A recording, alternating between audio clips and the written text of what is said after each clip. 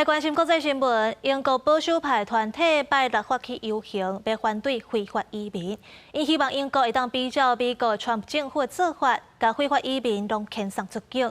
因为这个游行有超过15万人参加，规个市中心人是塌塌颠，有人烧起烧客，害警察受伤，嘛有20外个人被逮捕。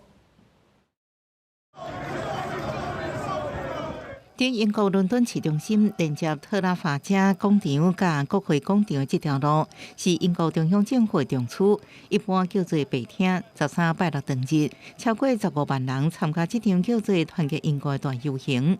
除了英国国旗以外，也有不少人提白底红十字的英格兰国旗。 发起这场游行的右派有名人汤米·罗宾森伊强调，英国爱护美国川普政府做法，将非法移民全部遣送出境，来维持英国社会安定。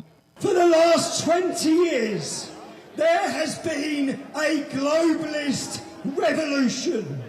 They managed to silence us for 20 years with labels: racist, Islamophobe. Far right, they don't work anymore. 美国科技业大头家马斯克虽然甲川普阵营关系发生变化，不过依然力挺各国的右派团体嘅人物。除了甲罗宾森现场连线，也透过视讯对游行现场民众演讲。My appeal is to British common sense, which is to look carefully around you and say, if this continues, what world will you be living in? 为抗衡右派团体游行，反对这一边也发起叫做对抗种族主义的游行，不过人数比右派活动少真多。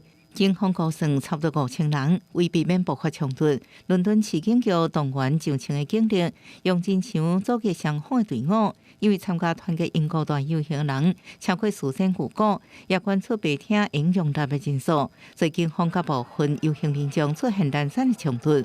有20外环境受伤，被掠民众有20外人。公司新闻，徐家珍报道。